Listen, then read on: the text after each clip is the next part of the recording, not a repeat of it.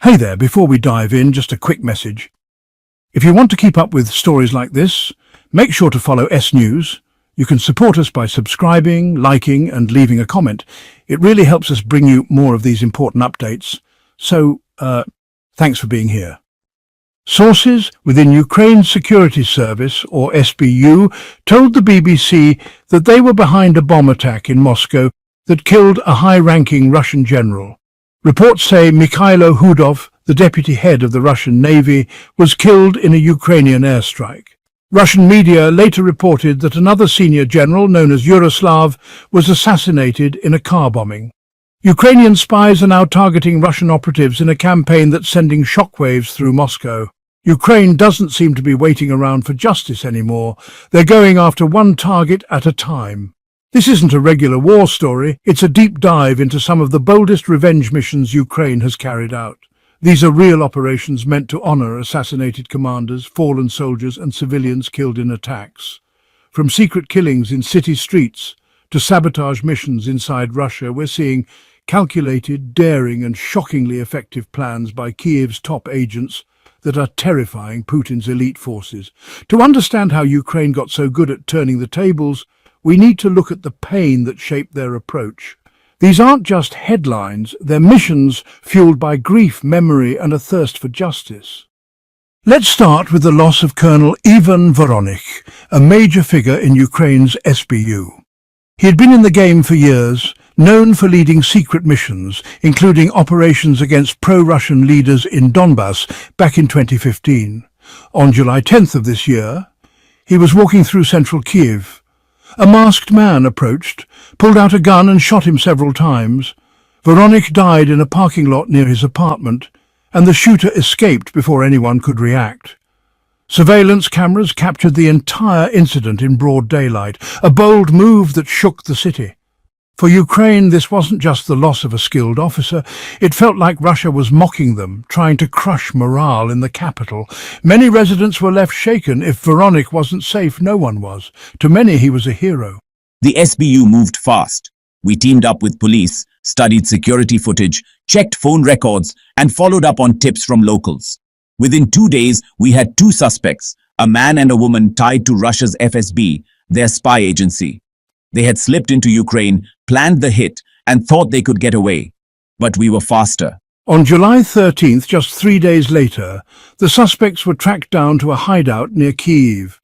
In a swift raid, the SBU stormed the location. A short shootout followed, ending with both suspects killed. No Ukrainian forces were hurt. The SBU didn't release many details, but they made one thing clear. This wasn't random. It was a calculated act of revenge. In a video, SBU chief Vasyl Maliuk appeared at the scene, standing in front of the suspects' bodies. This wasn't just about catching killers, it was a message fear cuts both ways. The mission boosted morale across Ukraine and sent a warning to Russia. Attack us in our cities and we'll hit back. Since then, fewer Russian agents have dared to make moves in places like Kyiv or Lviv, at least according to Ukrainian intelligence. The SBU used this moment to build public trust, encouraging locals to report suspicious activity. It also forced Russia to spend more to protect its agents, which Ukraine claims has slowed them down. This set the tone for how Ukraine handles personal losses in this war, but it's not just about military leaders. Regular Ukrainian citizens are dying too, and Ukraine wants those responsible to feel the same fear they've caused. That leads us to the missile strike on Sumy. In April, Russia launched ballistic missiles at the city of Sumy near the border. The missiles hit homes and a school, killing 34 people, including children, and injuring over 50 others. It happened while many people were attending church services in the old town centre. Ukraine's military said the missiles came from Russia's 448th Missile Brigade, based just across the border in Kursk. While Sumy had been attacked before, this strike was different. It hit residential areas, not military targets. Ukraine's general staff immediately called it a war crime and promised a strong response. Just 2 days later, on April 15th, Ukrainian drones flew into Russia and struck the 448th Brigade's base. They hit the command center and storage areas, destroying several missile launchers and killing about 20 soldiers.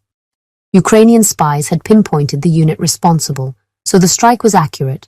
Not a random act, but a direct response. Then on June 3rd, another Russian missile strike hit Sumy, killing 28 more people. Ukraine responded again, targeting the same brigade with drones, destroying more equipment and killing officers. This year alone, Ukraine has carried out multiple drone strikes inside Russia, many targeting missile units like the 448th. Russia has killed over 13,000 Ukrainian civilians and injured tens of thousands.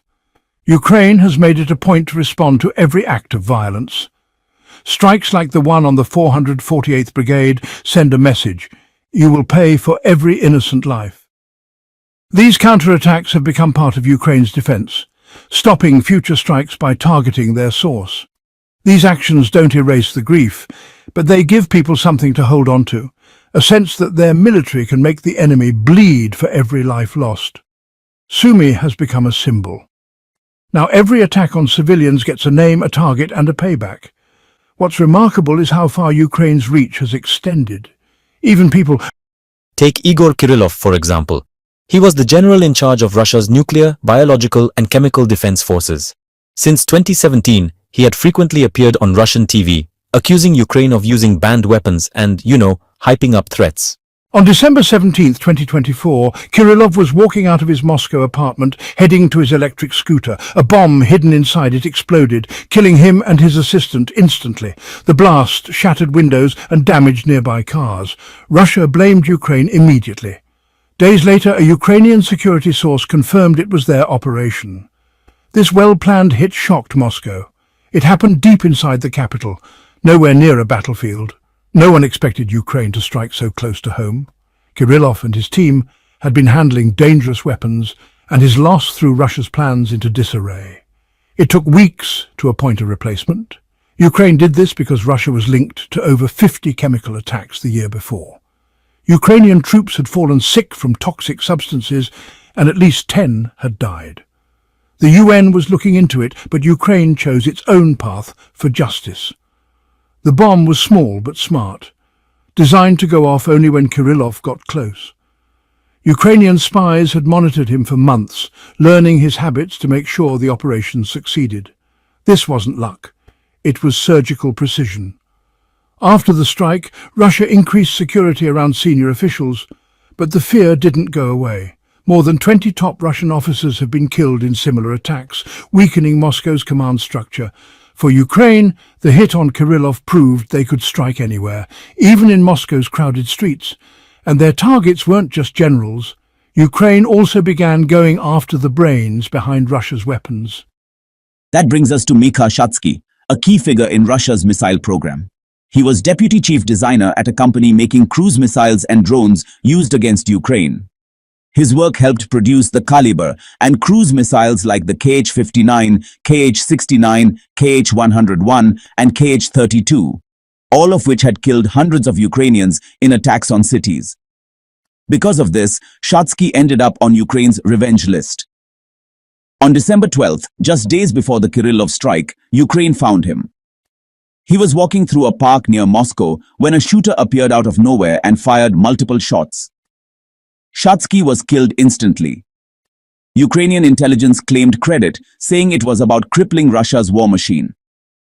His death caused real delays.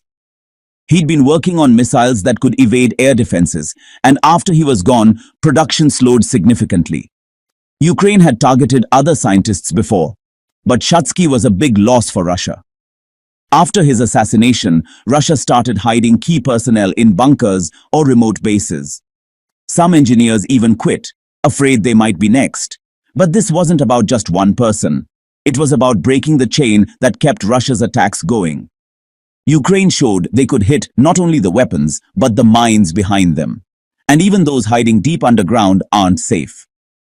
On October 20th, Ukraine launched at least 10 British-supplied Storm Shadow missiles at a bunker in Marino, a town in Russia's Kursk region, about 25 miles from the border.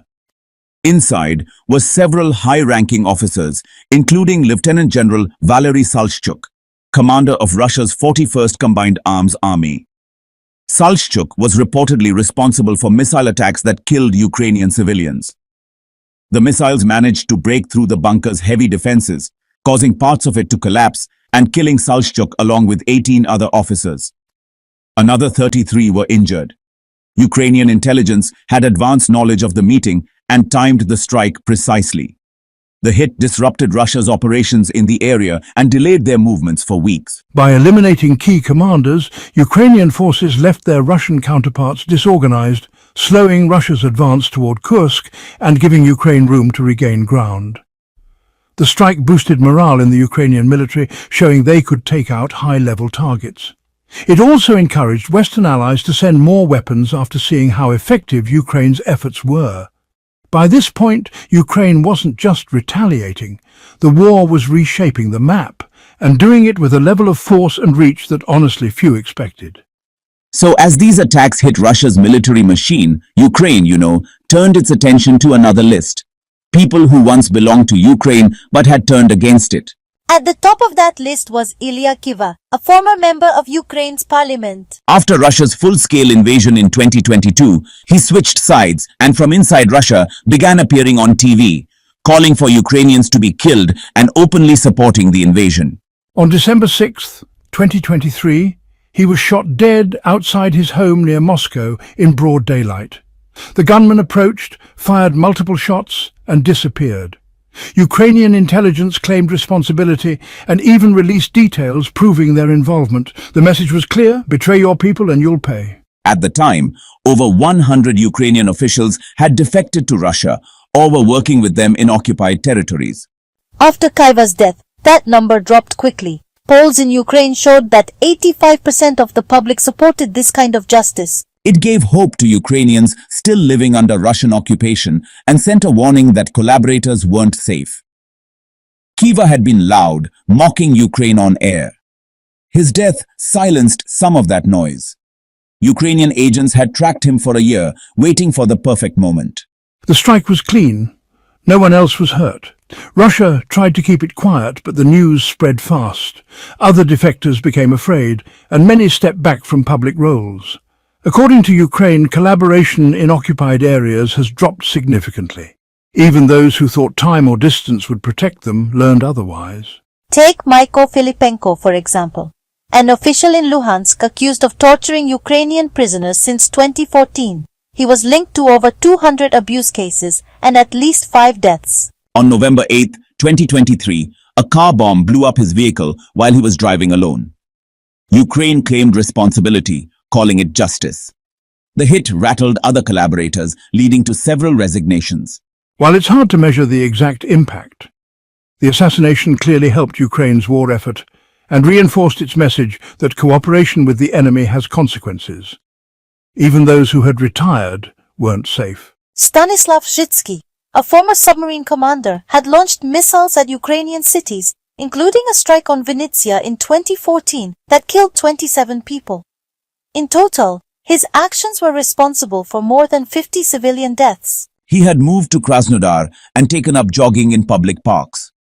On July 11, 2023, he was shot 4 times while out on a run. Ukraine had tracked him using a publicly available fitness app that revealed his jogging routes. The killing sent shockwaves and reminded others just how far Ukraine's reach really is.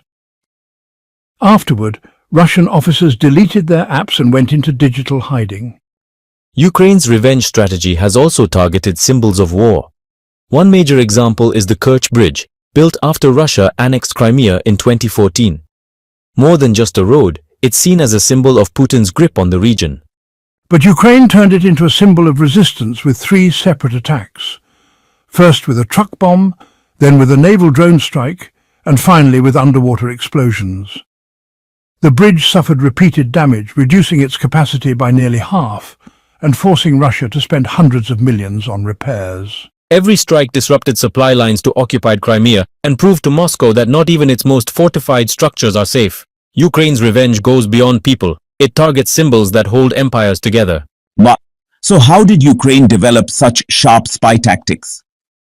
It all goes back to the early years of the war, when Ukraine was still struggling to fight an enemy that seemed to be everywhere at once. Back then, they didn't have advanced drones, precision missiles, or deep spy networks. What they had was grit, desperation, and a desire to make sure those responsible for violence didn't get to enjoy their power for long.